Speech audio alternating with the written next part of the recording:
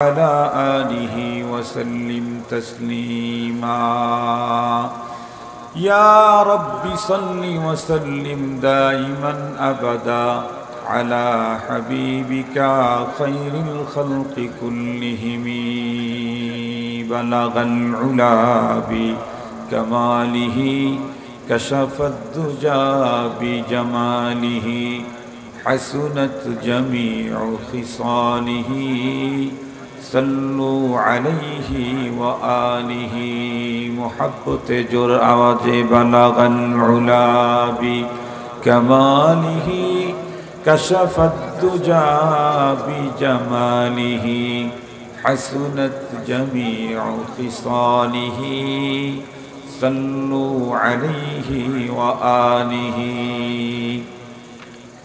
सदर मोहतरम अध्यक्ष मयमनसिंहेर ऐतिह्यबाही त्रिशाल पाँचपाड़ा जामे उल उलूम मद्रासार इंतेजामे आयोजित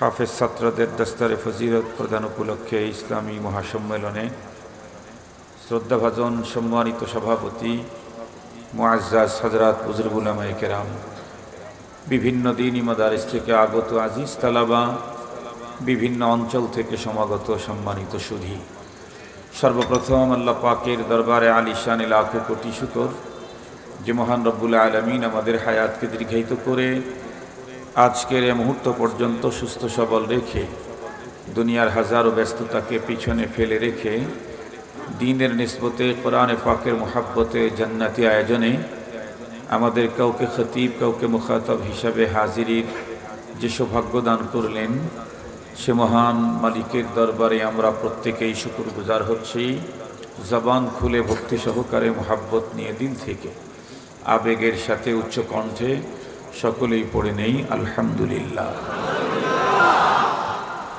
मानुषेर उपस्थितिर संख्या अनुपाते आलहामदुलिल्लाहर आवाजे मने होच्छे आपनादेर माझे बिरक्ति अथवा अस्थिरता अथवा अलसतार कोनो एकटा आपनादेरके धरे फेलेछे। सबगुलाके दूरीकरणे आल्लाह पाकेर सन्तुष्टि अर्जनेर लक्ष्य निये आमरा प्रत्येकेई आल्लाह पाकेर देवा जबान तार शुक्रिया आदायेर जन्य कार्पण्यता परिहार करे मोहब्बत आर भालोबासा निये যতটুকুন আমাদের ক্ষমতা শক্তি আছে অতটুকুন ব্যয় করে আবারও মহান আল্লাহ পাকের শুকরিয়ার শব্দগুলি আমরা মুখ থেকে উচ্চারণ করব। সকলেই পড়ে নেই আলহামদুলিল্লাহ।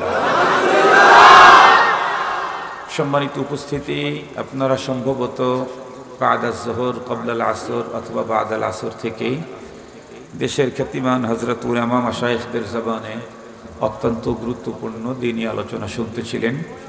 রাত্রি অনেক হয়ে গেছে, 12টা পেরিয়ে গেছে। মূলত আমার আসতেই দেরি, ছোট কিন্তু কলজা বড়, তাই না? ওর এক উস্তাদ বলতেছিল কয়েকবার পুরাটা কলজে, ঘর পুরাটাই কলজে। মানুষ ছোট কলজা বড়, অনেক বড় বড় কথা বলে। আল্লাহ তাআলা আরো হিম্মত বাড়ায় দিক। তো আপনাদের সেই প্রিয় মানুষটা বয়ান করবেন, আমি মাঝখানে এই অল্প কিছু কথা আপনাদের খিদমতে আলোচনা করব, একটু ভালো করে শুনতে হবে, হ্যাঁ ইনশাআল্লাহ। ইনশাআল্লাহ আমরা প্রত্যেকেই জানি, আমরা এখানে যারা এসেছি আমরা প্রত্যেকেই তাওহীদবাদী মুসলমান, একত্ববাদের বিশ্বাসী মুমিন মুসলমান। আমাদের প্রত্যেকেরই জীবনের শেষ টার্গেট হলো মরণের পরে চিরসুখের নীর জান্নাতে চলে যাওয়া, জান্নাতের মালিকানা পাওয়া। কি বলেন? সে টার্গেটকে ফুল করার জন্যই, সেই টার্গেটে পৌঁছার জন্যই আজকেও আরামের বিছানাকে হারাম করে ধুলার আসনে, পৃথিবীর কোনো স্বার্থ এখানে পাওয়া যাবে না, কোনো কিছু এখানে বিতরণ করা হবে না, বরং পারলে হুজুরেরা আরও কিছু নেবে। যাদের কাছে কমপক্ষে 10 টাকা আছে বলবে 10টা টাকাও দিয়ে যান, হয়তোবা সব জায়গায় আবার কালেকশন হয়ও না। বড়লোক যদি থাকে তো তাদেরকে বলবে একতলা বিল্ডিং আপনি করে দিয়েন। যার কাছে যা আছে তার কাছ থেকে তাই আরও নেওয়া হবে, দেওয়ার কোনো সিস্টেম এখানে নেই। এরপরে আপনারা দ্বিতীয় এসেছেন, আরামের ঘুম হারাম করে সুন্দর বাড়ি ঘরের সুন্দর পরিবেশ ছেড়ে এই দুলার আসনে বসেছেন কেন? ওই টার্গেট আমাদের, আল্লাহ পাকের সাথে যেন আমাদের সম্পর্ক হয়, মরণের পরে যেন চিরসুখের জান্নাত আমাদের ঠিকানা হয়। এই তো মাশাআল্লাহ। আপনারা প্রত্যেকেই জানেন আল্লাহ পাক রব্বুল আলামিন জান্নাত উনি তৈরি করেছেন। আমাদের প্রত্যেকের জানা আছে, আপনাদের ত্রিশালে অনেক বড় বড় মিল্ক কারখানা, ফ্যাক্টরি আছে। ফ্যাক্টরিগুলার একজন থাকে মালিক আর একজন থাকে ম্যানেজার। ম্যানেজার যিনি, উনি ফ্যাক্টরির ম্যানেজমেন্টে থাকেন, পরিচালনার দায়িত্বে উনি থাকেন। উনি যাকে যেভাবে যেই জিনিসটা দিবে, যে পরিমাণে, তাকে সেটা সেইভাবে সেই পরিমাণে নিতে হবে। ম্যানেজারের উপরে কোনো রকমের কলম বসানো, চাপাবাজি করার কোনো অধিকার ওই ফ্যাক্টরির অন্য কারো নাই, শুধু একজনের আছে, সে কে? মালিক। ম্যানেজারের উপরে কথা বলার অধিকার শুধু মালিকের। মালিক ছাড়া অন্য কেউ ম্যানেজারের উপরে কথা বলার অধিকার নেই। কেউ যদি ওই কোম্পানির কোনো কিছু নিতে চায়, তাহলে ম্যানেজার যে পদ্ধতি, যে প্রসেসিং দিবে, সেটি মেনেই তাকে নিতে হবে। এটাই মালিকের পদ্ধতি, মালিকের হুকুম, এটা মালিকের কাজ। ম্যানেজারকে দিয়ে করান মূলত কাজটা মালিকের। আল্লাহ পাক রব্বুল আলামিন জান্নাতের মালিক। এই জান্নাত আমরা যদি পেতে চাই, নিতে চাই, তাহলে আল্লাহ পাক রব্বুল আলামিন তার মেসেঞ্জার, ম্যানেজার জনাবে মুহাম্মদুর রাসূলুল্লাহ সাল্লাল্লাহু আলাইহি ওয়াসাল্লাম, তাকে দিয়ে তার জান্নাতের মালিকানা নেওয়ার পদ্ধতি আমাদেরকে জানিয়ে দিয়েছেন। কি বলেন? উনি আল্লাহ পাকের ম্যানেজার, মেসেঞ্জার। কি বললাম? Manager, Messenger. ওনার উপরে কথা বলার অধিকার পৃথিবীর কারো নেই। ওনার উপরে কথা বলার অধিকার শুধু একজন, উনিকে, উনি হলেন মহান মালিক। তো আল্লাহ পাক রব্বুল আলামিন তার ম্যানেজার, মেসেঞ্জারকে দিয়ে পৃথিবীর মানুষকে জানায়া দিয়েছেন, তোমরা যদি জান্নাতি হতে চাও তাহলে তোমাদেরকে এই ফর্মুলায় আসতে হবে। সেই জাতীয় একটা ফর্মুলা আজকে আপনাদের খেদমতে আমি পেশ করব ইনশাআল্লাহ। মহানবী সাল্লাল্লাহু আলাইহি ওয়াসাল্লাম বলতেছিলেন যে বনি ইসরাইলের লোকেরা ছিল ৭২ দলে বিভক্ত, কিন্তু আমার উম্মতেরা আরো এক দল বেড়ে ৭৩ ফেরকা হবে, ৭৩ গ্রুপ, ৭৩ দল। নবীজি বলেন আমার উম্মতের ৭৩ দলের সবাই জাহান্নামে যায়। কে বলেছেন? ম্যানেজার, মেসেঞ্জার মুহাম্মদুর রাসূলুল্লাহ সাল্লাল্লাহু আলাইহি ওয়াসাল্লাম। ওনার কথা মূলত কার কথা? আল্লাহর কথা। আল্লাহ পাক নিজেই বলেন, ওয়ামা ইয়ানতিকু আনিল হাওয়া ইন হুয়া ইল্লা ওয়াহয়ুন ইউহা। मौलवी हरगिज न गुफ्ते ताना गुफ्ते मौलाना, मौलाना हरगिज न गुफ्ते ताना गुफ्ते मुस्तफ़ा, मुस्तफ़ा हरगिज न गुफ्ते ताना गुफ्ते जिब्राइल, जिब्राइल हरगिज न गुफ्ते ताना गुफ्ते रब्बुल जलील। আল্লাহ পাক নিজের পক্ষ থেকেই বলেছেন, মা ইয়ানতিকু আনিল হাওয়া ইন হুয়া ইল্লা ওয়াহয়ুন।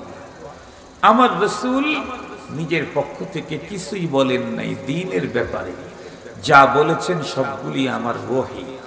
বলেছেন নবীজি, কিন্তু বলাইছেন কে? আল্লাহ। বলেছেন নবীজি, বলাইছেন আল্লাহ। তো সুতরাং এই তথ্যটাও আল্লাহ পাকের পক্ষ থেকেই। নবীজি বললেন সব গ্রুপ জাহান্নামে যাবে মাত্র একটা ছাড়া। এমনই কথা যখন বললেন, সাহাবায়ে কেরাম খুব বেশি বিস্মিত হলেন, চিন্তিত হলেন, মাগমুম, হাজিন, পেরেশান হয়ে গেলেন। কারণ ৭৩টা গ্রুপের মধ্যে ৭২টাই যদি জাহান্নামে যায়, একটা যদি জান্নাতে যায়, তাহলে আমি ওই এক গ্রুপে থাকা তো টাফ ব্যাপার না? ৭২ জনের মধ্যে একজন, ৭২ জনের মধ্যে আমি একা টেকা, এটা বড় টাফ ব্যাপার, এটা কঠিন। সাহাবায়ে কেরাম খুব চিন্তিত হলেন, বিস্ময়ের সাথে নবীজিকে জিজ্ঞেস করলেন, তারা কারা? ৭৩ গ্রুপের সবাই জাহান্নামে যাবে, একটা মাত্র জান্নাতে যাবে, তারা কারা? নবী আলাইহিস সালাম উত্তর করলেন, মা আনা আলাইহি ওয়া আসহাবি। সুবহানাল্লাহ বলেন। সাহাবায়ে কেরাম নবীজির এই কথা শুনে যেই পরিমাণে চিন্তিত হয়েছিলেন, যেমনই প্রশ্ন করেছিলেন, নবীজি এমন উত্তর দিলেন, সেই উত্তরে ওই পরিমাণে আনন্দিত প্রফুল্ল হলেন। সুবহানাল্লাহ। সাহাবায়ে কেরাম তো চিন্তিত ছিলেন, ভীত ছিলেন। ৭২-৭৩-এর মধ্যে মাত্র একটা জান্নাতি আর সব জাহান্নামী, তাহলে সেই একটার মধ্যে আমরা থাকা তো কঠিন। কিন্তু নবীজিকে যখন জিজ্ঞেস করা হলো তারা কারা, নবীজি এমন উত্তর দিলেন, সাহাবায়ে কেরামের সকল ভিতরের শঙ্কা, ভয়, ভীতি চলে গেল। তারা তো ভাবতেছিলেন আমরা ওই এক গ্রুপের মধ্যে পড়ি নাকি। নবীজি উত্তর দিলেন, তোমরা ওই নাজাতপ্রাপ্ত গ্রুপের সদস্য নও, বরং তোমরা হলে নাজাতপ্রাপ্ত গ্রুপের মডেল। সুবহানাল্লাহ বলেন। তোমরা নাজাতপ্রাপ্ত গ্রুপের মডেল। আল্লাহ পাকের রাসূল বললেন, মা আনা আলাইহি ওয়া আসহাবি, আমি রাসূল এবং আমার সাহাবী তোমরা। যেই পথ মত যে কন্ডিশনের উপরে আছি, এই পথ মত যারা অনুসরণ করবে, কেবলমাত্র শুধুমাত্র তারাই নিরঙ্কুশভাবে জান্নাতে ঢুকে যাবে। অন্যরা নামাজ পড়বে, রোজা রাখবে, হজ করবে, যাকাত দিবে, কিন্তু আমি রাসূল আর আমার সাহাবী তোমরা তাদের জামাত, আমার সুন্নতকে ছেড়ে দিলে তাহলে তাদের জন্য এই সুযোগটা হবে না, তাদের জন্য আছে সমস্যা। মুহতারাম হাজরিন, তো রাসূল করিম সাল্লাল্লাহু আলাইহি ওয়াসাল্লাম যেটা বললেন, মা আনা আলাইহি ওয়া আসহাবি, এই হাদিস থেকেই তামাম পৃথিবীর উলামায়ে কেরাম বলেন, বর্তমান পৃথিবীতে নাজাতপ্রাপ্ত দল একটাই, তারা হলো আহলে সুন্নাত ওয়াল জামাত। মা আনা আলাইহি মানে আমি যার উপরে, তার মানে নবীজির সুন্নত যারা মানে, ওয়া আসহাবি আর আমার সাহাবী যার উপরে, তার মানে জামাতে সাহাবাকে যারা মানে, এরাই হলো নাজাত প্রাপ্ত। এছাড়া আর অন্যদের অবস্থা জটিল হবে। খুব ভালো করে বুঝবেন, নবী আলাইহিস সালাম শুধু উনি কি তার সাহাবীদেরকে পরবর্তী মানুষদের জন্য মডেল ঘোষণা করলেন?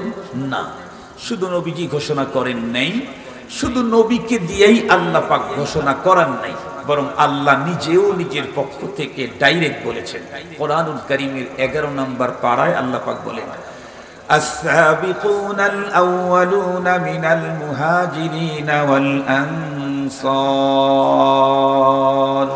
ওয়াল্লাযীনা ইত্তাবাউহুম বিইহসান রাদিয়াল্লাহু আনহুম ওয়া রাদু আন وأعد لهم جنات تجري تحتها الأنهار। আল্লাহ পাক বলেন, একদম শর্ট তরজমা করতেছি, যেটা বুঝানোর জন্য যতটুকু দরকার। আল্লাহ পাক বলেন, আমার নবীর সাহাবী, চাই তারা আনসার হোক আর মুহাজির হোক, এদের প্রত্যেকের উপরে আমি আল্লাহ রাজি আর খুশি। সুবহানাল্লাহ। এবং তাদের জন্য আমি জান্নাত রেডি করে রেখেছি। সুবহানাল্লাহ বললেন না যে?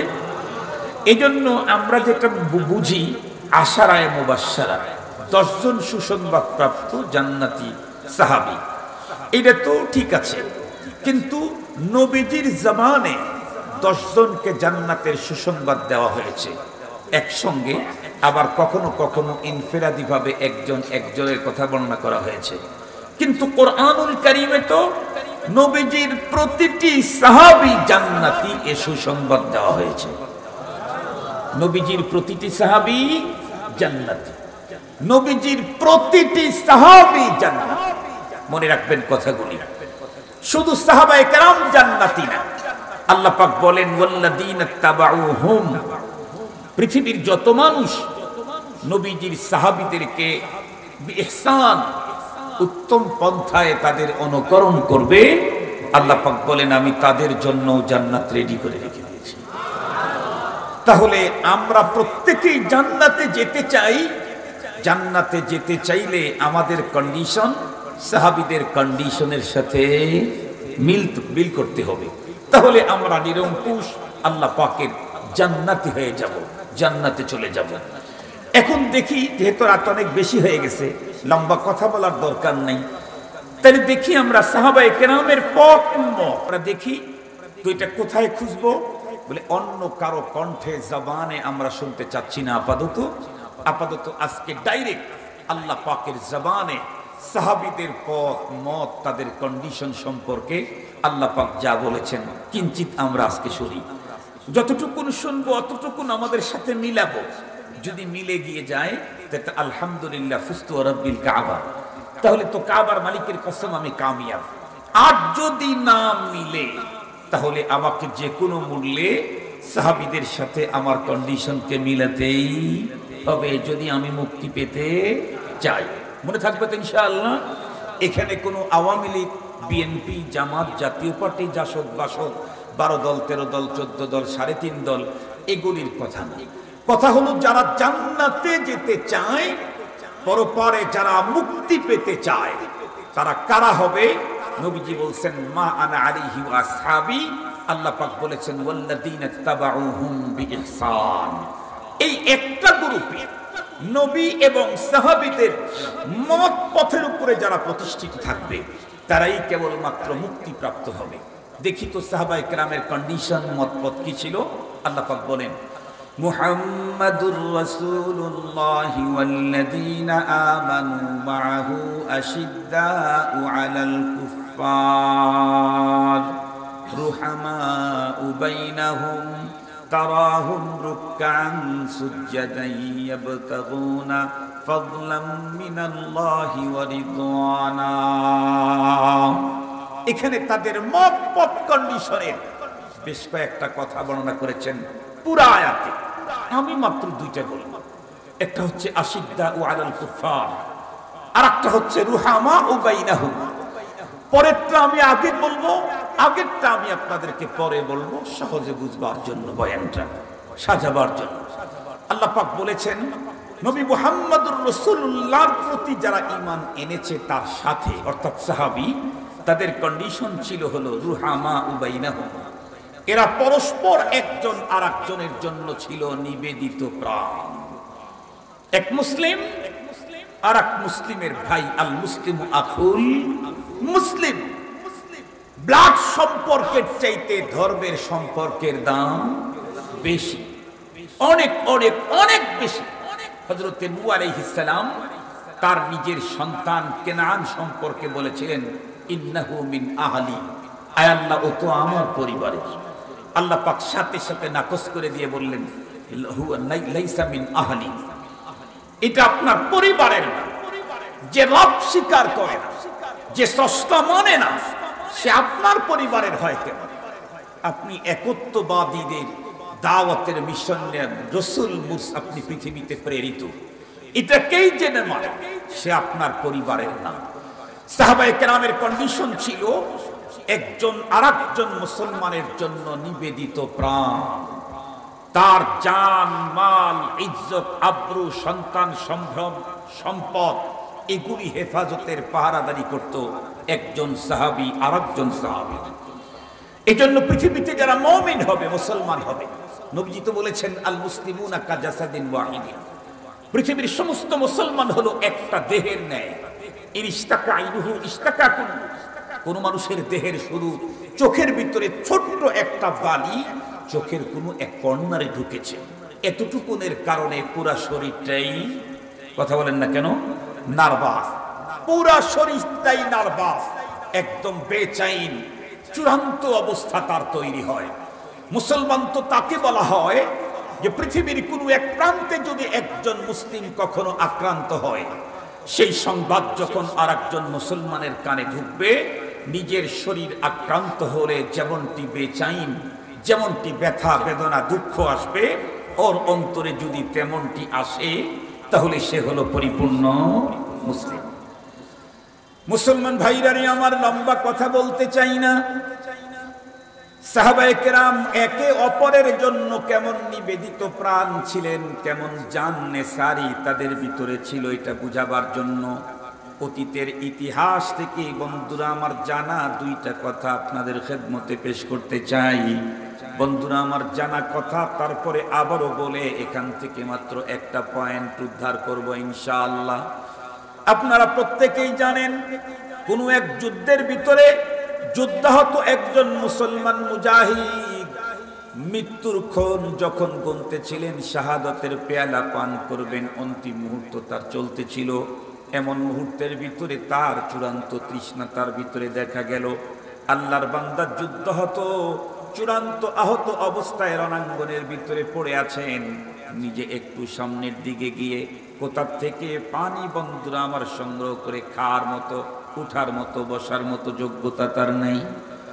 উনি দেখতে পেলেন তার চাচতো ভাই পাশেই। চাচতো ভাইকে বললেন, ভাই আমি তো দুনিয়া থেকে বিদায় নিয়ে যাব, হয়তোবা এই মুহূর্তে যে আমার চূড়ান্ত তৃষ্ণা পেয়েছে, তুমি যদি একটু পানির ব্যবস্থা করে আমাকে পান করাতে পারতে। ওই কথা শুনতেই চাচতো ভাই তখন তার যুদ্ধাহত চাচতো ভাইকে মৃত্যু প্রায়, ভাইকে একটু পানি পান করানোর জন্য পানির সন্ধানে বের হয়ে গেলেন। আমি যখনকার ঘটনা বলতেছি আজকের ঘটনা না, আজ থেকে 1450 বছর পূর্বের ঘটনা। আজকেও তো মক্কাতুল মুকাররমায় গিয়া দেখেন বন্ধুরা আমার 1 লিটার পানির দাম হলো 1 রিয়াল। 1 রিয়াল দিয়ে 2 লিটার তেল এখনো সৌদি আরবে কিনতে পাওয়া যায়। এখনো 2 লিটার তেল সম পরিমাণ 1 লিটার পানি। 2 লিটার তেলের যে দাম 1 লিটার পানির সেই পরিমাণে দাম। তাহলে পানির কি চূড়ান্ত ক্রাইসিস! এটা যদি তথ্য প্রযুক্তির উন্নত আজকের এই বিশ্বে যদি অবস্থা হয়, তাহলে 1400 বছর পূর্বের অবস্থা কি ছিল? মুসলমান খুব ভালো করে বুঝবেন, পানি তো খুঁজলেই যত্রতত্র 2-3 লিটারের বোতল পাওয়া যাবে না। তখন তো প্যাকেটিং কোনো সিস্টেমও ছিল না।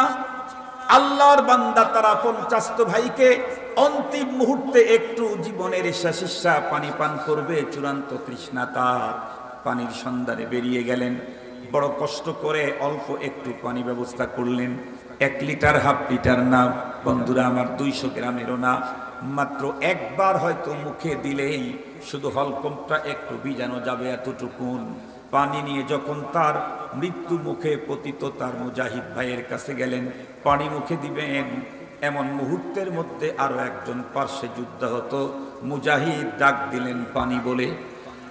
এই লোকের কানের ভিতরে যখন আরেকজন যুদ্ধাহত মুজাহিদের জবানের কণ্ঠে যখন শুনতে পেরেছেন পানি, একজন আর একজনের জন্য কি পরিমাণে নিবেদিত প্রাণ, রুহামা উবাইনাহুম।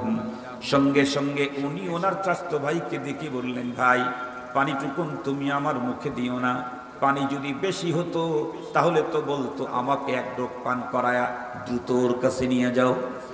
সাহাবী বললেন, পানিটুকুন আমারে দিও না, আমার তৃষ্ণা লেগেছে বটে, কিন্তু আমার পার্শ্বের যুদ্ধাহত মুজাহিদের কণ্ঠ বুঝে আমি বুঝলাম আমার চাইতে তার পানির বেশি প্রয়োজন, তুমি আমাকে পানি দিও না, ওই ভাইকে পানি পান করাও। আল্লাহর বান্দা চাচতো ভাই উনি তখন পানি নিয়ে অপর মুজাহিদের কাছে চলে গেলেন। উনাকে যখন পানি দিবেন এমন মুহূর্তেই পার্শ্বে আরেকজন যুদ্ধাহত মুজাহিদ ডাক দিলেন পানি পানি বলে। দ্বিতীয় জন একই কন্ডিশন করলেন। উনি বললেন, ভাই আমার মুখে পানিটুকুন দিও না, আমার হলকম বিজানের দরকার নাই। ওনার কণ্ঠের আওয়াজে মনে হচ্ছে আমার চাইতে তার পানির বেশি প্রয়োজন, তাকে তার কাছে নিয়ে যাও।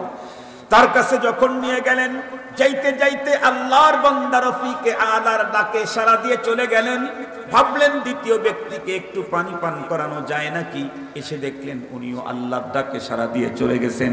ভাবলেন চাচতো ভাইকে একটু জীবনের শেষ মুহূর্তে কমপক্ষে হলকমটা বুঝানোর মতো 1 ঢোক পানি পান করাইয়া দেই। এসে দেখলেন উনিও দুনিয়ায় নাই। মুসলমান খুব ভালো করে বুঝবেন, এই ঘটনা বলতে যত সহজ, শুনতে যত সহজ, এই ঘটনার বাস্তবতা বন্ধুরা আমার কিয়ামতের চাইতে কম কঠিন না, কম কঠিন না। এটা বলতে সহজ, শুনতে সহজ, কিন্তু এটার বাস্তবতা যে কত কঠিন। রক্ত শরীর গুড়ি আঘাতে ঝাঁঝরা ঝাঁঝরা হয়ে গেছে, শরীর থেকে রক্ত বেরুচ্ছে, অতিরিক্ত রক্ত ব্লাড সঞ্চারিত হওয়ার কারণে সাহাবীর মৃত্যু, শহীদ শাহাদতের পেয়ালা পান করছে। জীবনের শেষ মুহূর্তে ব্যথিত বডি, আক্রান্ত বডি, রক্তাক্ত বডি, এই মুহূর্তে যে তৃষ্ণা, কি সিরিয়াস, কি কঠিন অবস্থা এই পৃথিবীতে যে পড়েছে একমাত্র সেই বুঝতে পারে, অন্য কেউ বোঝার যোগ্যতাই রাখে না। সেই মুহূর্তেও একজন মুসলমান আর একজন মুসলমানের জন্য রুহামা উবাইনাহুম, একজন আর একজনের জন্য নিবেদিত প্রাণ। ব্লাড সম্পর্কের দরকার নাই, ব্লাড সম্পর্কের চাইতে ধর্মীয় সম্পর্কে বাংলাদেশে আমরা যারা নিজেদেরকে জান্নাতি বলে ভাবতেছি, জান্নাতের দাবি করতেছি, নিজেদেরকে পাক্কা ইমানদারের দাবি করছি, আমাদের কন্ডিশন হলো এই, এখন বাংলাদেশের বর্তমান রাজনৈতিক যে প্রেক্ষাপট, তাতে ধর্মের পরিচয়ের চাইতে, ব্লাড কানেকশনের চাইতে রাজনৈতিক পরিচয়ের দাম সবচাইতে বেশি। আপনারা দেখলে অবাক হবেন। আপনারা তো শুনেছেন, এই তো রিসেন্ট চট্টগ্রাম সিটি কর্পোরেশনের যখন নির্বাচন হলো, সেই নির্বাচনে আপন ভাই তার আপন প্রতিবন্ধী ভাইকে হত্যা করল, যখন কোনো কথাই ছিল না, একটাই মাত্র কারণ, সে রাজনৈতিক প্রতিদ্বন্দ্বী ছিল। রাজনৈতিক প্রতিহিংসার কারণে আপন ভাইকে নির্মমভাবে খুন করল। মুহতারাম হাজরিন, অথচ প্রতিবন্ধী সেই ভাইটা বারবার বিনয়ের সাথে পা ধরে বলতেছিল, আমি তোর কাছে আমার জীবনটা ভিক্ষা চাই, তুই আমাকে মেরে দিস না, কিন্তু তাও মানে নাই। আমি জিজ্ঞাসা করতে চাই, এদেরকে মুসলমান বলা তো দূরের কথা, মানুষ বলারও সুযোগ নাই। মুসলমান বলা তো দূরের কথা, মানুষ বলারও সুযোগ নাই। আজকে রাজনৈতিক স্বার্থের জন্য ইসলাম তো জলাঞ্জলি দিচ্ছি, মনুষ্যত্ব বোধ পর্যন্ত হারিয়ে ফেলতেছি, ইনসানিয়ত পর্যন্ত হারিয়ে ফেলতেছি। আজকে তো বাংলাদেশে মনুষ্যত্ব, ইনসানিয়ত কাঁপছে, আজকে মনুষ্যত্ব বোধ, আজকে চূড়ান্ত বিপর্যস্ত মানবতা বাংলাদেশে। আমার তো অত্যন্ত ভাবতেও অবাক লাগে, কেউ যদি রাজনৈতিক পরিচয়ে যদি কেউ একজন আর একজনের সাথে বিপরীতমুখী রাজনীতি করে, সেই ক্ষেত্রেও তো মুসলমান হলে কখনোই রাজনীতি কেন, ব্লাড নীতিকেও সে কখনো ইসলামের উপরে তরজিহ দিতে, প্রাধান্য দিতে পারে না। ইসলামে কথা শিখিয়েছেন মুহতারাম হাজরিন। অথচ আজকে রাজনীতি, নিজের দলের লোকেরাও আজকে নিজের দলের কাছে নিরাপদ। কথা বলেন না কেন? স্বদলীয় নিজের দলের লোকের কাছেও নিজেরা নিরাপদ। প্রতিপক্ষকে আঘাত তো করেই, এমন নির্মম নির্লজ্জভাবে দেশের মানুষকে খুন করা হচ্ছে, যেগুলি বলতে গেলে বিবেক তো বাধা দেই, লজ্জাও লাগে তখন নিজেকে বাংলাদেশি বলে পরিচয় দিতে। আপনারা জানেন, ফেনীতে শুধুমাত্র কেবলমাত্র সে আগামী দিনে বড় কোনো চেয়ার দখল করতে পারে, আমি ওই চেয়ারের প্রত্যাশী, ও যাতে সেই চেয়ার পর্যন্ত যেতে না পারে, এর জন্য পথ একটাই, তাকে খুন করতে হবে। স্ট্যান্ডিং চেয়ারম্যানকে হত্যা করে তারপরে আবার তাকে আগুন দিয়ে পড়িয়ে দিল। কথা ঠিক বলছি না ভুল বলেছি? নিজের দলের লোক যেখানে তার কাছে আজকে নিরাপদ নয়, মানবতা আজকে কোথায়? মানবতা আজকে কোথায়? আজকে তো আমাদের আচরণটা এমন জঘন্য, যে আচরণ এদেশের কোনো কুকুর শ্রীগাল পর্যন্ত মেনে নেয় না। আপনারা জীবনে বহু দেখেছেন, কুকুর গোশত খায়, মাছ খায়, যারটা পায় তারটাই খায়, ওর জন্য তো আর হালাল হারাম নাই। শ্রীগাল গোশত খায়, মাছ খায়, যারটা পায় তারটাই খায়, ওর জন্য তো আর বৈধ অবৈধ নাই।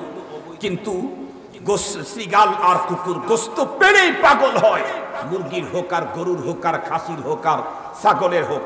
কিন্তু বললেন, জীবনে কি কখনো এমন দেখেছেন, রাস্তার ভিতরে কত কুকুর গাড়ির চাকায় পিষ্ট হয়ে তার চামড়া ছিন্ন বিচ্ছিন্ন হয়ে গোশতগুলি বাইরে বেরিয়ে থাকে, কোন কুকুরকে তার মরা ভাই আর এক কুকুরের গোশত খেতে দেখেছেন? একটু জোরে বলেন। কখনোই দেখেন নাই। কোন শ্রীগালকে দেখেছেন? গোশত দেখলে তো পাগল হয়, তাই বলে কোন শ্রীগালকে কখনো দেখেছেন? শ্রীগাল মানুষ পিটিয়ে তাকে মেরে ফেলেছে, তার চামড়াটা ছিঁড়ে ফেলেছে, ওর শুধু গোস্তগুলি বেরিয়ে আছে, এরপরেও কোনো শ্রীগাল আসার পরে ওখানে মুখ দিলেই নাক দিলেই বুঝে এটা খাওয়া যাবে না, এটা আমার স্বজাতি, আমার জাতি ভাই। একটা শ্রীগালের ভিতরে, কুকুরের ভিতরে জাতীয়তার যতটুকুন বোধ আছে, আজকে আমার দেশের মুসলমানের মধ্যে অতটুকুন জাতীয়তা বোধ নাই। মুসলমান ভাইরা আমার কথাগুলা ভালো করে বুঝবেন। পৃথিবীর যে কোনো মানুষ আল্লাহ পাকের জান্নাতে যেতে চাইলে আল্লাহর পয়গম্বর বলেছেন আমার উম্মত ৭৩ দলে বিভক্ত হবে। তার মানে খুব ভালো করে বুঝবেন, নামাজ পড়বে, রোজা রাখবে, হজ করবে, যাকাত দিবে, কোরআন পড়বে, এরপরেও জান্নাতে যেতে পারবে না। নিরঙ্কুশ জান্নাতে যেতে চাইলে মা আনা আলাইহি ওয়া আসহাবির গ্রুপে ঢুকতে হবে। মুসলমান ভাইরা আমার, সাহাবায়ে কেরামের কন্ডিশন কি ছিল? আল্লাহ পাক নিজে তাদের কন্ডিশনের কথা বর্ণনা করতে গিয়ে বলেন মুহাম্মাদুর রাসূলুল্লাহ ওয়াল্লাযীনা আমানু মাআহু আশিদ্দাউ আলাল কুফফারি রুহামাউ বাইনাহুম। আশিদ্দাউ আলাল কুফফারের তরজমা একটু পরে বলবো বন্ধুরা আমার, সুন্দর করে বয়ানটা সাজাবার জন্য মূলত। দ্বিতীয়টা আগে বলছি। আল্লাহর রাসূল বলেন রুহামা উবাইনাহুম, সাহাবীদের যেই সমস্ত গুণাবলী কন্ডিশন, তার মধ্যে একটা হলো একজন আরেকজনের জন্য নিবেদিত প্রাণ। মৃত্যুর মুহূর্তেও একজন মুসলমান আরেকজনের জন্য কি পরিমাণে পাগল ব্যস্ত। বন্ধুরা আমার, বর্ণিত হাদিসের ঘটনা থেকে আপনারা বুঝতে পেলেন শুধু কি এমনটি নাকি? না না না, আমরা প্রত্যেকেই জানি আমাদের পয়গম্বর সাল্লাল্লাহু আলাইহি ওয়াসাল্লাম আল্লাহ পাক তাকে পৃথিবীতে পাঠিয়েছিলেন মক্কাতুল মুকাররমার পাশেই। আল্লাহর পয়গম্বরের জন্মগ্রহণ করা ঘরটা এখনো আছে, দোতলা হলুদ রঙের বিল্ডিং, মাকতাবাতুল মক্কাতুল মুকাররমা। মুসলমান ভাইরা আমার, নবীজি সেখানে দ্বীনের দাওয়াত দেওয়া শুরু করলে কাফের বেঈমান মুশরিকদের নির্যাতনের শিকার হতে হলো নবী এবং তার অনুসারীদেরকে। দীর্ঘদিন পর্যন্ত সহ্য করতে করতে এক পর্যায়ে আল্লাহ পাক তার পয়গম্বরকে জানায় দিলেন এখানে থেকে কাজ হবে না পয়গম্বর, আপনাকে মাতৃভূমি মক্কার জমিন ছেড়ে ওই কালো পাহাড়ের দেশে মদিনাতুল মুনাওয়ারায় হিজরত করতে হবে। বিশ্ব নবীজি হিজরত করেই চলে গেলেন। সেইখানে যাওয়ার পর নবীজির যাওয়ার আগ থেকেই তো সাহাবায়ে কেরাম মদিনায় যাচ্ছিলেন হিজরত করে। নবীজি যখন মদিনায় চলে গেলেন তখন আর সাহাবায়ে কেরাম মক্কাতে থাকতেই চাচ্ছেন না। সকলেই পয়গম্বরের সান্নিধ্য অর্জন করার জন্য পাগল পারা। ওনারা যখন যাচ্ছিলেন মক্কার মুশরিকদের নির্যাতনে নিজের ঘর বাড়ি স্ত্রী পুত্র কন্যা সবগুলি ছেড়ে শুধুমাত্র পরনের কাপড় নিয়ে কেউ কেউ চলে গিয়েছেন। ও মুসলমান, কিন্তু সেই মুহূর্তে সাহাবায়ে কেরাম একে অপরের জন্য কেমন নিবেদিত প্রাণ ছিলেন, কি দৃষ্টান্ত ওনারা দেখালেন। পৃথিবীতে কোনোদিন এই জাতীয় দৃষ্টান্ত এর চাইতে উন্নত পৃথিবীর কোনো মানুষ আরেকজন মানুষের জন্য দেখাইতে পারে না। নবীজির সাহাবীরা যেইভাবে এক মুসলমান আর এক মুসলমানের জন্য নিবেদিত প্রাণ জান্নেসারি দেখাইছেন, এর চাইতে আরো উন্নত অনুপম যদি চরিত্র পৃথিবীর কেউ দেখাইতে পারতো তাহলে পয়গম্বর কোনদিন বলতেন না খায়রুল কুরুনি করনি সুম্মাল্লাযীনা ইয়ালুনাহুম সুম্মাল্লাযীনা ইয়ালুনাহুম। ওনাদের চাইতে আরো উন্নত এমন চরিত্রের অধিকারী পৃথিবীর কেউ হতে পারে না। এই কারণেই তো পয়গম্বর বলেছেন খায়রুল কুরুনি করনি সুম্মাল্লাযীনা ইয়ালুনাহুম সুম্মাল্লাযীনা ইয়ালুনাহুম। মুহাজির সাহাবায়ে কেরাম হিজরত করে যখন মদিনায় গেলেন, মদিনার সাহাবায়ে কেরাম জীবনেও কোনোদিন তাদেরকে দেখেন নাই, এমন হয়েছে জীবনেও দেখেন নাই, কোনোদিন দেখা হয় নাই।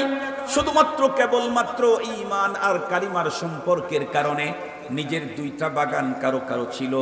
একটা বাগানে ইয়ারলি বাৎসরিকভাবে 50,000 টাকা ইনকাম হতো, আর একটা বাগান থেকে 1 লাখ 2 লাখ হতো। সাহাবী আর একজন মুসলমানের জন্য এমন নিবেদিত প্রাণ, উনি ওনার জন্য 50,000 টাকা ইনকাম হয় মতো বাগানটা রেখে 2 লাখ বছরে ইনকাম হয় এই বাগানটা আর একজন ভাইকে দিয়ে দিলেন। মুসলমান ভাইরা রে আমার, খুব ভালো করে বুঝবেন, আমি যদি প্রকৃতই নবী এবং সাহাবীদের মত আর পথের উপরে প্রতিষ্ঠিত হতে চাই, তাহলে কে আওয়ামী লীগ, কে বিএনপি, কে জামাত, কে জাতীয় পার্টি সেটা দেখার বড় বিষয় না। বড় বিষয়টা হলো সে কালেমাওয়ালা মুসলমান কিনা।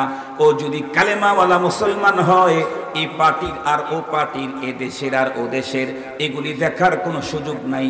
ও হলো আমার সবচেয়ে বড় আপন। প্রত্যেকটা মুহূর্ত 24 ঘন্টায় প্রকৃত মুসলিম যে, সে তো তার ভাইয়ের জান মাল ইজ্জত আবরু সম্মান সম্পদ হেফাজতের জন্য চৌকিদারি করবে।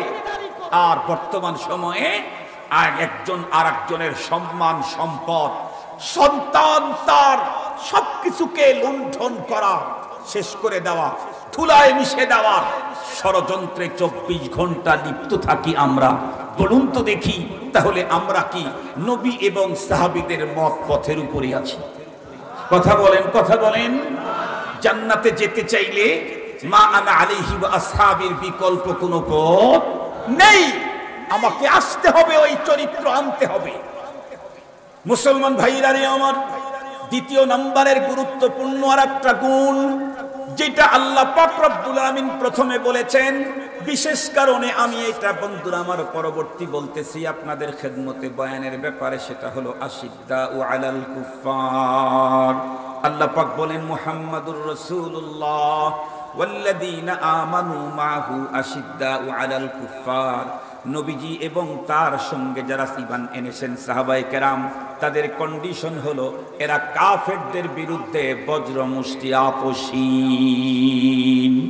কাফের সে যেই হোক, নিজের আপন হোক, যত আপনই হোক, কলিজার টুকরা সন্তান অথবা বাবা অথবা মা অথবা অন্য কেউ, কিন্তু তার ব্যাপারে যখন স্পষ্ট আন্নাহু আদুউল লিল্লাহি, সে ফিরে আসবে না, সে চূড়ান্ত ভাবে আল্লাহ দ্রোহী, রাষ্ট্রদ্রোহী, দ্রোহী, ধর্মদ্রোহী, আল্লাহর দুশমন, মুসলমানের দুশমন, তখন আর তার সাথে কোনো মুসলমান সম্পর্কের কোনো সৌন্দর্য রাখতে পারে?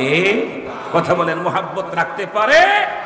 কোরআনে পাকের মধ্যে আল্লাহ তাআলা বলেন, লা ইয়াত্তাখিদুল মুমিনুনাল কাফিরিনা আউলিয়া মিন দুনিল মুমিনিন।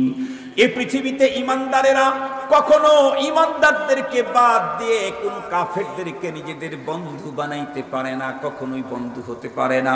বরং কাফেরদের বিরুদ্ধে সাহাবায়ে কেরামের অবস্থান কেমন ছিল, সে যতই আপন হোক না কেন, একটা মাত্র ঘটনা বললেই আপনারা বুঝবেন। মুসসালাতু ওয়াসসালাম, এরপরে পৃথিবীর সবচেয়ে উন্নত মানের মানুষ হলেন সাহাবায়ে কেরাম রিদওয়ানুল্লাহি তাআলা আলাইহিম আজমাইন।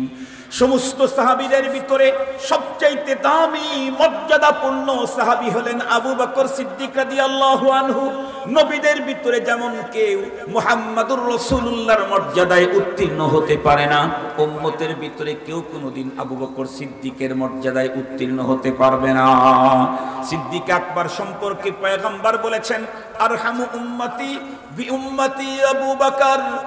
আল্লাহ হযরত সিদ্দিক আকবর সম্পর্কে পয়গম্বর বলেন, আরহামু উম্মতি বি উম্মতি আবু বকর। কিয়ামত পর্যন্ত আমার যত উম্মত দুনিয়াতে আসবে, এর ভিতরে সবচেয়ে কোমলমতি মনের অধিকারী হলেন হযরতে আবু বকর। এর চাইতে রিক্কতে কলব, এর চাইতে কোমল মনা, এর চাইতে নরম দিলওয়ালা, এর চাইতে মায়াবী সাহাবী আর পৃথিবীতে কোনোদিন আসতেই পারে না। এই সিদ্দিক আকবরের ঘটনাই শুনেন। উনি তখন যুদ্ধে গিয়েছেন মুসলমানদের পক্ষে যুদ্ধ করার জন্য। তখন ওনার একটা ছেলে বন্ধুরা আমার মুসলমান হয় নাই, সেও ওই যুদ্ধে গিয়েছে বাবার বিপক্ষে, কাফেরদের পক্ষে। যুদ্ধ বন্ধুরা আমার শেষ হয়ে গেল। আল্লাহ পাকের মেহেরবানি, পিতা পুত্র দুইজন অক্ষত অবস্থায় বাড়িতে ফিরে গেলেন। পিতাও বন্ধুরা আমার অক্ষত অবস্থায় ফিরলেন, পুত্র অবস্থায় ফিরলেন। এর কিছুদিন পরে আল্লাহ পাক রব্বুল আমিন সিদ্দিক আকবরের সন্তানের কপাল খুলে দিল। সে তখন কালিমা পড়ে মুসলমান হয়ে গেল। মুসলমান হওয়ার পরে যেহেতু আগে দুইজনের ধর্ম দুই রকমের ছিল, সঙ্গত কারণেই বাবার কাছে ধারে তখন ভিড়তে পারে নাই। এখন যখন মুসলমান হয়ে গেছে, তখন বাবার সাথে তার পূর্বের গ্যাপটাকে আরো উন্নত করার জন্য এক্সেস কথাবার্তা বলা শুরু করলেন। এক পর্যায়ে উনি বাবার সঙ্গে কথা বলতে গিয়ে বললেন, আব্বু আপনার মনে পড়ে নাকি অমুক যুদ্ধে আপনিও গিয়েছিলেন, আমিও কিন্তু গিয়েছিলাম। আপনি গিয়েছিলেন মুসলমানদের পক্ষে, আমি গিয়েছিলাম মুসলমানদের বিপক্ষে। আব্বু চমৎকার এক মজার কথা শুনাই বলে কি, ওই যুদ্ধ চলাকালীন অবস্থায় যুদ্ধ চলতে চলতে চলতে চলতে এমন একটা সময় এসেছিল যখন আপনি আমার সামনে ছিলেন, আমি ইচ্ছা করলে মুহূর্তের ভিতরে তরবারি দিয়ে আপনাকে দ্বিখণ্ডিত করে দিতে পারতাম। আপনাকে যখন একাই পেয়ে গেলাম, আমি এখন আঘাত করতে পারি, সবচাইতে সুন্দর সুযোগ এসেছে, আমি এমনই মুহূর্তে তরবারি উঁচু করে আপনাকে আঘাত করব। ঠিক সেই মুহূর্তে আমার বিবেকে নাড়া দিয়ে বলে, এই তুই কাকে আঘাত করতে যাস? যেই লোকটা পৃথিবীতে জন্ম না নিলে তোর জন্ম নেওয়াই সম্ভব ছিল না। কথা সত্য না মিথ্যা? আব্বার যদি আমার আব্বার জন্ম না হলে তো আমার জন্ম কেমনে হয়? যেই মানুষটা পৃথিবীতে আসার কারণে আমি পৃথিবীতে আসতে পেরেছি আল্লাহর দয়ায়, সেই মানুষটাকে কখনো অবহেলা করা যায় না। আমি যত বড় চেয়ার আর পাওয়ার, যত বড় ক্ষমতার অধিকারী শিক্ষিতই হই না কেন, আমার অস্তিত্ব তো আমার বাবার সাথে সম্পৃক্ত আছে। বাবাই যদি পৃথিবীতে না আসতেন, হোক উনি অশিক্ষিত, আমার মতো শিক্ষিত পোলা পৃথিবীতে জন্ম নেওয়া সম্ভব না, ওনার মাধ্যমে তো আর ছিল। মুহতারাম হাজিরিন, সিদ্দিক আকবর রাদিয়াল্লাহু তাআলার ছেলে বলেন, আমি আপনাকে আঘাত করব। সেই মুহূর্তে আমার বিবেকে নাড়া দিল, কাকে আঘাত করতে যাচ্ছিস? সে তো তোর জন্মদাতা পিতা। শুধুই পিতৃত্বের কারণে সেদিন আমি আপনারে আঘাত করলাম না, বেঁচে গেলেন। এ কথা বলতেই আবু বকর সিদ্দিকের মতো নরম দিল কোমল মনের মানুষটা তখন তার সন্তানকে ডেকে কি বললেন? মুসলমান ভালো করে জেনে রাখবেন, উনি তখন তার ছেলেকে ডেকে বললেন, বেটা শোনো, ওই যুদ্ধের ভিতরে তুমি আমার ব্যাপারে যেই সুযোগটা পেয়েছিলে, পিতা হওয়ার কারণে তুমি আমাকে আঘাত করো নাই। আল্লাহর কসম করে বলি, ওই যুদ্ধে যদি তোমার ব্যাপারে আমি এমনই একটা সুযোগ পেতাম, তাহলে এক সেকেন্ডের জন্য তোমাকে ছাড় দিতাম না। তুমি পুত্র, এ কথা ভাবার আমার টাইম নাই, কারণ আশিদ্দাউ আলাল কুফার, তুমি আমার সন্তান, এটা বড় কথা না। সবচাইতে বড় কথা, তখন তুমি আল্লাহর দুশমন। আল্লাহর দুশমন যদি আমার সন্তান হয়, তাকেও তো ছাড় দেওয়ার কোনো সুযোগ নাই। খুব ভালো করে বুঝবেন মুসলমান, সিদ্দিক আকবরের মতো কমল মনা মানুষ, সেই মানুষটাও যদি তার কলিজার টুকরা সন্তান, বন্ধুরা আমার, তার সম্পর্কে যদি এমন কথা বলতে পারেন, তাহলে বন্ধুরা আমার ভালো করে মনে রাখবেন কথাগুলি। আজকে আমাদের বাংলাদেশে আমরা প্রত্যেকেই জানি আমাদের এই দেশ শাহজালালের দেশ, আমাদের এই দেশটা হলো শাহপরানের দেশ, আমাদের দেশটা হলো মাদ্রাসার মসজিদের দেশ। এই দেশের ভিতরে বন্ধুরা আমার, যেই খুনি সন্ত্রাসী গুজরাটের কসাই খ্যাত, বন্ধুরা আমার, ইন্ডিয়ার প্রধানমন্ত্রী যাকে আমন্ত্রণ করা হয়েছে, তার হাত তো বন্ধুরা আমার রঙিন, শহীদদের রক্তর গন্ধ এখনো তার হাত থেকে যায় না। আপনারা অবশ্যই জানেন, ও যখন গুজরাটের মুখ্যমন্ত্রী ছিল, ওর নেতৃত্বে 2002-এ গুজরাটের মুসলমানদের উপরে আক্রমণ করে 2000-এর বেশি মুসলমানদেরকে শহীদ করা হয়েছে। তখনই তাম দুনিয়া তাকে গুজরাটের বন্ধুরা আমার কসাই খ্যাতি দিয়েছে। তো মুসলমান শুধু নরমাল ভাবে আমাদের মুসলমানদেরকে সে হত্যা করে নাই, বরং শুনলে বড় অবাক হবে, দিলটা ভেঙ্গে চৌচির হয়ে যাবে। ওর নির্দেশে ওর বাহিনীরা আমার বোনকে ফুল প্রেগন্যান্সি এক মুসলিম নারীকে ধরে এনে দুই পা দুই দিকে বন্ধুরা আমার এরকম করে মাঝখানে পেটের উপরে ছুরি চালিয়ে দিয়ে পেটের ভিতর থেকে বাচ্চা বের করে সদ্য বন্ধুরা আমার বের করা বাচ্চাটাকে জমিনের উপরে আস্তায় আস্তায় শহীদ করেছে। শুধু তাই না, আমার বোনের লজ্জাস্থানের মধ্যে আগুন লাগাইয়া দিয়েছে।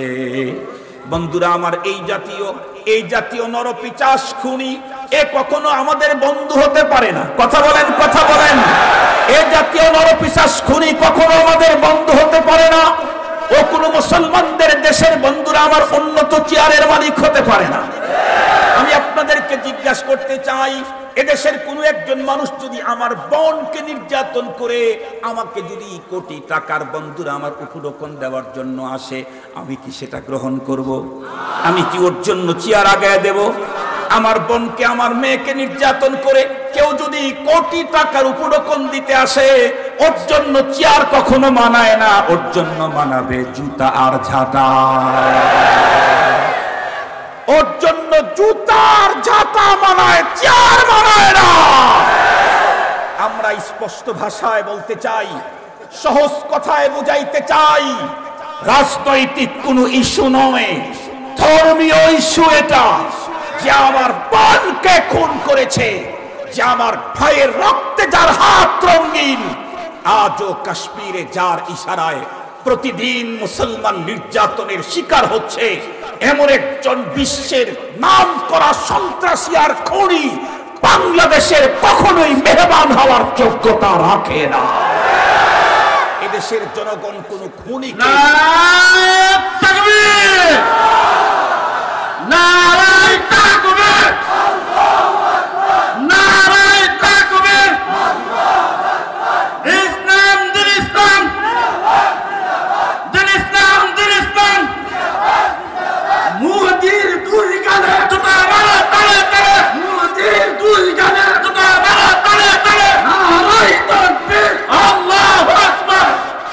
সম্মানিত হাজিরিন, হযরতে সিদ্দিক আকবর রাদিয়াল্লাহু তাআলা আনহু পৃথিবীর উম্মতের মধ্যে সবচাইতে কমল মনা মানুষ।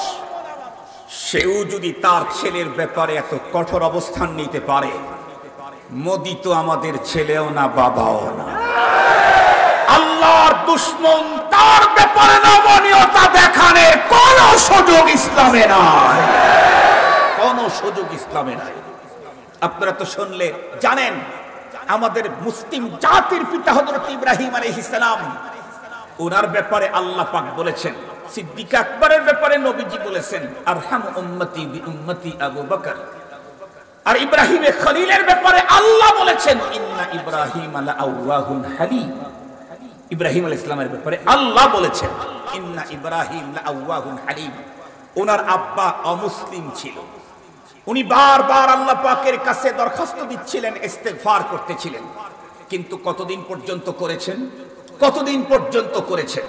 খুব ভালো করে মনে রাখবেন, কোরআনে পাকে আল্লাহ তাআলা বলেন মা কানা ইস্তিগফারু ইব্রাহিম লিআবিহি ইল্লা আম মাউইদাতিন ওয়া'দাহা ইয়্যা ফালাম্মা তাবায়্যানা লাহু আন্নাহু আদুউন লিল্লাহি তাবাররাআ মিন ফালাম্মা তাবায়্যানা লাহু আন্নাহু আদুউন লিল্লাহি তাবাররাআ মিন ইন্না ইব্রাহিম লাআওয়াহুন হালিম। ইব্রাহিম আলাইহিস সালামের কাছে যখন স্পষ্ট হয়ে গেল আজর আমার পিতা হলে কি হবে, আল্লাহর দুশমন, ও কখনোই ফিরে আসবে না, আসতে পারে না। ইব্রাহিম পয়গম্বর তার বাবার সাথে সব ধরনের সম্পর্ককে ছিন্ন করলেন। আমরা যখন জানতে পারলাম, দেখতে পারলাম, কালকেও দেখলাম, কাশ্মীরের মুসলমানদের উপরে নির্যাতন আজও বন্ধ নাই, বরং পাকিস্তান, ভুটান, বাংলাদেশকে নিয়ে তারা রঙিন স্বপ্ন দেখছে, হিন্দুত্বের রাষ্ট্র বানাইতে চায়। এই জাতীয় কোন কসাইকে আমন্ত্রণ যারা করবে তারা দেশদ্রোহী। তারা শুধু ইসলামের বিপক্ষে না, দেশের বিপক্ষে, দেশের বিপক্ষে। যারা আমাদের দেশটাকে দখল করার মতো কথা বলে, বক্তব্য দেয়, যাদের মন্ত্রীদের বক্তব্যে এদেশের প্রতিটি জনগণ ক্ষুব্ধ হয়ে আছে, এই জাতীয় একজন শ্রেষ্ঠ খুনিকে আমন্ত্রণের কোনো যৌক্তিকতা নেই। মুহতারাম হাজরিন, আমরা সহজ ভাষায় একটা আহ্বান বার্তা পৌঁছাইতে চাই, সেটি হলো আপনারাও মুসলমান, আমরাও মুসলমান। জান্নাতে যদি যেতে চান, তরিকা একটাই, নামাজ দিয়ে, রোজা দিয়ে, হজ দিয়ে। আল্লাহ পাকের রাসূল বলেছেন নামাজ রোজা পড়ার মতো তো ফেরকা ৭৩টা হবে, ৭৩টা। ওরা নামাজও পড়বে, রোজাও রাখবে, হজও করবে, যাকাতও দিবে, কোরআন পড়বে। এমন না যে হিন্দু, বৌদ্ধ, চারাল, মগ এই মিলা ৭৩ ফেরকা। নামাজিও আছে ওর ভিতরে, রোজাদারও আছে ওর ভিতরে, কিন্তু জান্নাতে যাবে না। নবী আলাইহিস সালাম বলেছেন জান্নাতে যেতে চাইলে তার জন্য তরিকা একটা, পথ একটা, আহলে সুন্নাত ওয়াল কথা বলেন জামাতের অনুসারী হতে হবে, মা আনা আলাইহি ওয়া আসহাবি হতে হবে, ইল্লাল আকিউ ওয়াল্লাযিনা তাবাউহুম বিইহসান এর মিসদাক হতে হবে। এটা হতে চাইলে আপনার গবেষণা, আপনার ভাবনা, রাষ্ট্র ভাবনা, দেশের ভাবনা, অর্থনৈতিক ভাবনা, সামাজিক ভাবনা, এগুলি সবগুলি সাগরের ভিতরে চুবায় রাখেন। আপনার ভাবনার 4 পয়সার দাম নাই। সাহাবীদের ভাবনা আপনার ভাবনা হতে হবে। সাহাবীদের ভাবনা আপনার ভাবনা হতে হবে। নতুন কোন ভাবনা দিয়ে নতুন পথে চেয়ারে বসা যেতে পারে, জান্নাত পাওয়ার সম্ভাবনা নেই। নতুন কোন ভাবনা দিয়ে চেয়ারে থাকা যেতে পারে, দুনিয়াতে দাপট দেখানো হয়তো যেতে পারে, জান্নাতে যাওয়ার কোনো সম্ভাবনা নেই। এজন্য আসুন আমরা সাহাবায়ে কেরামের পথ আর মতের উপরে নিজেদের জীবন গড়ি। রাজি আছি তো ইনশাআল্লাহ? রাজি আছি তো ইনশাআল্লাহ? আমি তো মাত্র 2টা তাদের কন্ডিশন 2টা বয়ান করছি। একটা হলো আশিদ্দা ও আলাল কুফার, তাদের একটা কন্ডিশন কাফেরদের বিরুদ্ধে তারা বজ্রমুষ্টি, রুহামা ও বাইনাহুম, কিন্তু পরস্পরে একজন আরেকজনের জন্য নিবেদিত প্রাণ। এদেশের না বিদেশের, আমার দলের না অন্য দলের, এগুলি দেখার সুযোগ নাই। যদি ইমানদার হয়ে থাকে, ও আমার ভাই, ওর জান, ওর মাল, ওর ইজ্জত, ওর সম্মান, ওর সম্পদ রক্ষার দায়িত্ব আমারও আছে। কথা বলেন, কথা বলেন, কথা বলেন।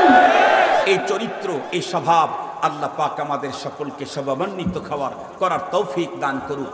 আমি আমার আলোচনাকে আর দীর্ঘায়িত করতে চাই না। আপনাদের কাছে দোয়া চাই, আল্লাহ পাক যেন সকলকে সহি বুঝ দান করে। আল্লাহ যেন সকলকে সহি বুঝ দান করে। আর একটা দোয়া আজকের থেকে চালু করবেন। আপনাদের মনে পড়ে কিনা, এই মোদি গত বছরও আসতে চেয়েছিল, মনে আছে নাকি আপনাদের? আসবে আসবে ওলামায়ে কেরাম একদম ইসলাম তাওহীদি জনতাকে নিয়ে। আল্লাহ পাকের মেহেরবানি শুরু হয়ে গেল। কি মোদি আসবো কেমনে? আল্লাহ পাক পাঠাইলেন 19 কোভিড-19। কি পাঠাইলেন? 20 তো পাঠান নাই, 19 পাঠাইছেন। 19 মোদি আইব কেমনে? যারা মোদিকে আমন্ত্রণ করতেছিল তারাই দেখি এখন গদি থুইয়া হোম কোয়ারেন্টাইনে ঢুকছে। ঠিক বললাম না ভুল বললাম? তারা হোম কোয়ারেন্টাইনে ঢুকেছিল। মনে রাখবেন, সেই মোদিকে আবারও আমন্ত্রণ। মালিক তো মাত্র 19 দিয়েছিলেন, তাই হোম কোয়ারেন্টাইন। আগামীতে যদি কোভিড